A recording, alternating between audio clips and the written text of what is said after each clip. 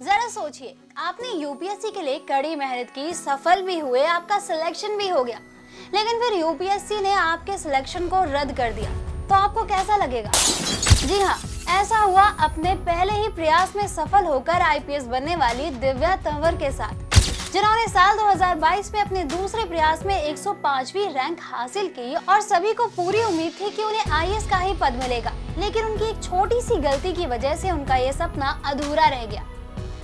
जी हाँ दोस्तों, आईपीएस दिव्या तंवर को अब आईएएस बनने के लिए फिर से यूपीएससी की परीक्षा में सफलता हासिल करनी पड़ेगी।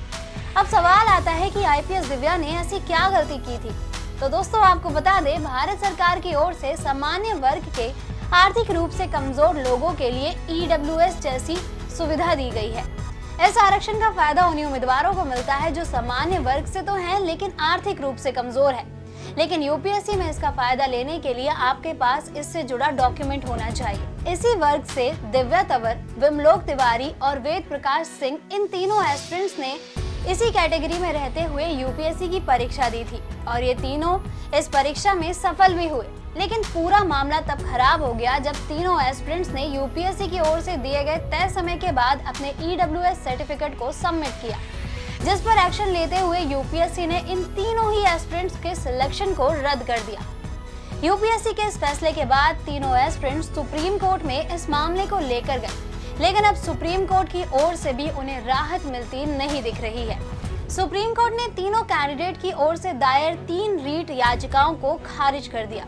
इस फैसले के ऑपरेटिव हिस्से को पढ़ने वाले जस्टिस विश्वनाथन ने कहा, सीएसई 2022 के उद्देश्य के लिए ईडब्ल्यूएस कैटेगरी के लाभ का दावा करने वाले उम्मीदवार पात्रता तभी प्राप्त करते हैं जब वे कार्यालय ज्ञापन दिनांक 19/1/2019 में केंद्र सरकार की ओर से निर्धारित मानदंड को पूरा करते हैं और 31/1/2019 और साल 2020-21 के आधार पर आवश्यक इनकम एंड प्रॉपर्टी सर्टिफिकेट उनके पास हो।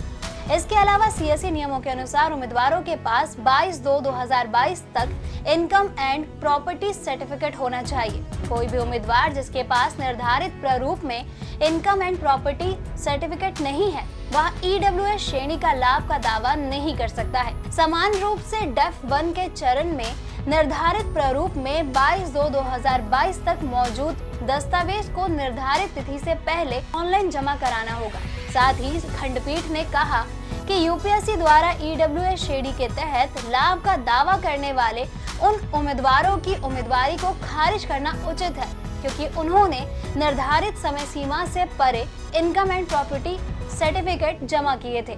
साथ ही खंडपीठ ने आगे कहा कि दस्तावेजों को अपलोड करने के लिए प्रारूप और कट ऑफ निर्धारित करना यूपीएससी द्वारा उचित है। तीनों याचिकाकर्ताओं ने परिणाम के बाद उन्हें सामान्य श्रेणी के उम्मीदवारों के रूप में मानने के यूपीएससी के फैसले को चुनौती दी। याचिकाकर्ताओं ने तर्क दिया कि यह कार्रवाई मनमानी है और संविधान के अनुच्छेद 14, 16 और 21 का उल्लंघन है।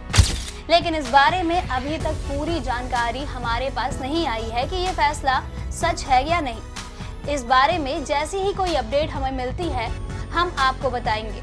लेकिन इस बात से ये साफ हो जाता है कि चाहे आप पहले यूपीएससी में सिलेक्ट होकर सेवा दे रहे हो, उसके बाद भी आपको यूपीएससी की ओर से दी गई समय सीमा के अंदर ही जरूरी डॉक्यूमेंट्स जमा कराने होंगे। इस पर यूपीएससी की ओर से कोई भी छूट नहीं दी जाती है। दोस्तों, इस खबर से जुड़ी अपडेट के लिए देखते रहिए प्रभात एग्जाम। अगर आपको हमारा वीडियो पसंद आया हो तो इसे अपने दोस्तों के साथ जरूर शेयर करें और अगर आपके पास हमारे लिए कोई भी सवाल हो तो उसे कमेंट पे लिख के हमें जरूर बताएं। जल्द ही आपसे फिर मुलाकात होगी एक नई वीडियो पे एक नए टॉपिक के साथ। तब तक के लिए नमस्कार।